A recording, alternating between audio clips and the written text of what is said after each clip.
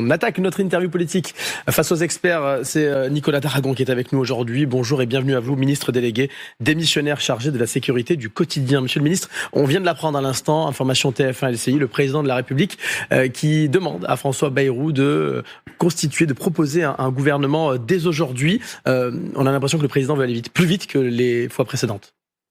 Sans doute que les circonstances l'exigent. En même temps, on est dans un agenda politique cohérent. Ça fait maintenant une semaine que les discussions sont là. Mais bon, évidemment, moi, je ne me mêle pas de ces sujets de casting qui concernent le Premier ministre et le Président de la République. Les choses vont avancer. Mais vous-même, vous souhaitez rester au gouvernement ou vous êtes aujourd'hui ministre démissionnaire ? Comme vous l'avez dit, moi, j'exerce une compétence notamment sur la sécurité civile. Ce qui me préoccupe le plus aujourd'hui, c'est la situation de Mayotte et de nos concitoyens à l'autre bout du monde auxquels nous devons porter assistance en ce moment. Voilà, les sujets de casting me concernent pas, pour être très clair. Pardon de rentrer un peu dans le détail, mais s'agissant de Mayotte, 40% de la population qui y vit n'est pas française et vit en situation irrégulière. À un moment ou à un autre, c'est pas immédiat, mais on va songer à reconstruire le pays. On le reconstruit comment ? Dans cette logique d'immigration massive et à quelles conditions pour ceux qui rentrent sur le territoire français ? Alors là, vous savez qu'il y a 3 missions qui sont lancées. La première, c'est d'évaluation d'abord du sinistre et des victimes. Elle a été lancée hier. La deuxième évaluation, c'est les besoins sanitaires. Et la troisième, c'est les besoins en reconstruction, ce qui veut dire que on n'en est pas encore au stade de... Enfin, il va d'abord falloir parer à l'urgence. Et l'urgence, c'est d'apporter secours et assistance à toutes ces victimes dont on est aujourd'hui pas totalement capable d'évaluer le nombre. Donc, avant de réfléchir... Quand est-ce que nous pourrons le faire ? Quand est-ce que nous pourrons avoir un bilan ? Cette mission, elle est lancée. Je pense qu'on aura un bilan d'ici une dizaine de jours parce que les circonstances sont très particulières. Vous l'avez dit, sur 320 000 habitants de l'île, il y en a un bon tiers qui ne sont pas déclarés puisqu'ils sont en situation irrégulière. Donc, ça veut dire qu'on ne maîtrise pas exactement la démographie locale. Mais à un moment ou à un autre, le problème se posera. Tout le monde sera soigné, c'est évident. La République est bonne mère de ce point de vue et il n'y a pas de discussion. Mais d'ores et déjà, la question du voisinage avec les Comores se pose, non ? Bien sûr, les élus locaux sur place ont dit à plusieurs reprises au ministre de l'Intérieur à quel point ils ne souhaitaient pas que les Bangas se reconstituent cet habitat précaire. On va pas recommencer à construire des bidonvilles. Exactement, c'est ça que je veux dire. Sauf que nous sommes face à l'urgence. Ça veut dire qu'on a des gens qui ont commencé à retourner dans ces bidonvilles pour tenter de réparer ce qu'ils peuvent réparer et se remettre à l'abri. Et on va pas les empêcher de se mettre à l'abri. Et alors, Bruno Retailleau a parlé d'un territoire dévasté. Il l'a dit à plusieurs reprises lors de sa conférence de presse hier. Il avait l'air lui-même très marqué. Vous avez échangé, vous venez de le dire, avec le ministre de l'Intérieur. Qu'est-ce qu'il vous a dit ? Bien sûr, on a échangé, notamment lors de la cellule interministérielle de crise, où il nous a fait part d'une situation extrêmement grave, où tout est dévasté, où les routes on peut pas les pratiquer, puisqu'il y a beaucoup d'arbres qui sont abattus, où l'aéroport a été dégradé, on ne peut plus atterrir qu'avec des avions militaires. Les ports ont été préservés, semble-t-il. Ça veut dire qu'on pourra faire le pont maritime et amener à la fois les secours humains, mais aussi tout ce dont on a besoin, de l'eau, de l'alimentation, des médicaments, des moyens de reconstruction et de protection. Mais évidemment que c'est une île dévasté qu'a découvert le ministre de l'Intérieur qui était forcément sous le choc, accompagné de François-Noël Buffet, le ministre des Outre-mer. Vous diriez que, par rapport à tout ce que l'on entend sur le fait que ce département français a été plus que d'autres laissé à l'abandon, négligé, voire carrément méprisé, est-ce que vous soutenez ce genre de discours ou est-ce qu'au contraire il vous paraît très injuste ? Il me paraît injuste parce que 80% du PIB de l'île de Mayotte provient d'aides publiques. C'est quasiment 2 milliards de dotations par an que l'État verse à l'île de Mayotte, tout simplement parce que Mayotte n'a pas de ressources propres et donc c'est logique, c'est la solidarité nationale.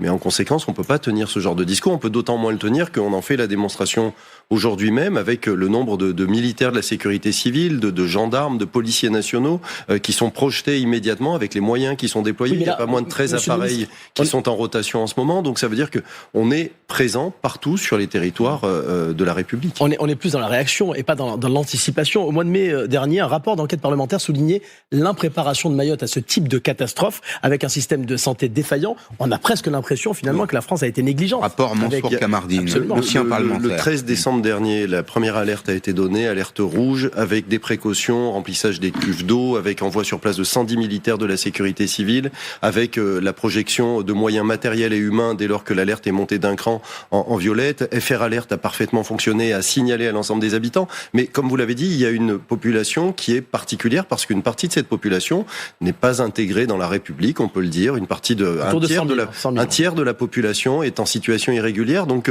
tout le système de la République française qui détermine l'alerte, qui détermine les précautions que nous mettons en œuvre, un certain nombre de personnes y sont restées hermétiques, peut-être par crainte d'être interpellées et d'être reconduits à la frontière. Donc on a une situation qui est tout à fait particulière à Mayotte, en effet. Mayotte est française. Bien sûr. Et le demeurera. Mais alors, ça m'appartient pas de dire ça, mais évidemment, mon avis, c'est évidemment, il n'y a aucun doute, c'est un département français, et évidemment, nos concitoyens de Mayotte font partie de la République. Comment vous êtes maire de Valence, vous êtes aussi élu Les Républicains. Les discussions ont commencé avec François Bayrou pour la constitution du nouveau gouvernement, et en particulier les équilibres. Est-ce que vous restez au gouvernement s'il y a des élus de gauche à l'intérieur du gouvernement, parce que c'est une des questions qui se posent désormais aux Républicains. Chacun mesure bien que la situation dans laquelle on se trouve nécessite qu'on soit dans d'autres sujets que des sujets de casting. Le sujet, c'est construire un budget pour la France pour lui permettre de poursuivre ses activités, et un budget responsable qui nous sorte de cette trajectoire de déficit public qui est devenue insupportable, et donc permettre de recruter des effectifs pour la sécurité publique, notamment. Voilà ma préoccupation aujourd'hui. Ma préoccupation, c'est pas un sujet de casting de est-ce que je ferai partie de telle ou telle équipe. Vous l'avez bien dit, je suis très heureux, je suis également élu local, maire de Valence, je suis très heureux dans mon mandat d'élu local, et j'étais très heureux de contribuer au gouvernement sur des sujets du quotidien, la police municipale, la sécurité civile, qui se pose avec beaucoup d'acuité en ce moment. Vous l'avez dit, il y a une crise politique inouïe, la période est très grave, on vient de parler de ce qui se passe à Mayotte, mais il y a aussi la question du gouvernement d'intérêt national, d'intérêt général, celle qu'appelle François Bayrou de ses voeux. Est-ce que vous pensez que c'est un moment où il faut se dépasser, où les partis doivent se dépasser et faire une réunion, une alliance, un ensemble avec de la gauche, de la droite et du centre? Est-ce que c'est le bon moment pour ça? Les compromis, ils ont déjà été faits dans le gouvernement dans lequel j'ai l'honneur de siéger. Michel Barnier a quitté Matignon il y a peu, et je voudrais à nouveau lui rendre hommage. Ça veut dire qu'on est capable de se mettre autour d'une table pour discuter de ce qui préside à l'intérêt national. On l'a fait. Donc sans doute sera-t-on capable de le faire. La question, c'est pourquoi faire? Et je crois qu'avant de se poser la question du casting, il faut se poser la question des mesures qu'on veut déployer. Moi, vous le savez, je suis par exemple à Beauvau, aux côtés de Bruno Retailleau. J'ai besoin d'avoir un certain nombre de certitudes sur le programme. Est-ce qu'il y aura des sujets sur la loi immigration? Est-ce que sur le narcotrafic on poursuit? Est-ce que sur la sécurité du quotidien de nos concitoyens qui ont une vie qui est pourrie par un certain nombre de personnes qui ne respectent rien? Est-ce que nous aurons une trajectoire qui respectera nos impératifs? Donc, ou pas? S'il n'y a pas de nouvelle loi immigration, vous partez? Je ne sais pas si ça se pose dans ces termes-là. En tout cas, on doit être déterminé sur les sujets qui comptent pour nos concitoyens. Ils nous le disent au quotidien. Et donc, voilà, la condition, c'est ça, c'est d'avoir une trajectoire politique qui corresponde aux attentes du pays. Et budgétaire, éventuellement. Vous avez entendu François Villeroy de Gallo tout à l'heure, on a diffusé là, interrogé par RTL, qui nous rappelle que l'année prochaine, on dépensera plus d'argent pour rembourser les intérêts d'emprunt que pour l'éducation de nos enfants. Moi, j'ai très peur, Monsieur d'Aragon, je vous le cache pas, que dans la période actuelle, ce soit plutôt un gouvernement de cigales qu'un gouvernement de fourmis, et qu'on continue de dépenser l'argent qu'on n'a pas. Visiblement, pour faire l'union nationale, il va falloir être économe en termes de mesures nouvelles, parce qu'il va falloir qu'on rassemble le socle le plus large possible. Donc j'ai moins d'inquiétude de ce point de vue-là, et chacun sait que la période qui s'ouvre devant nous, c'est une période qui exige qu'on soit extrêmement prudent et économe sur les finances de l'État, évidemment. Nicolas d'Aragon, vous êtes maire de Valence, vous l'avez dit, on l'a répété, ministre également. Le Premier ministre est également maire de Pau. Il a été tancé hier en conseil municipal par certains élus locaux sur place. Vous trouvez ça normal qu'il puisse cumuler les deux fonctions, Premier ministre et maire de Pau?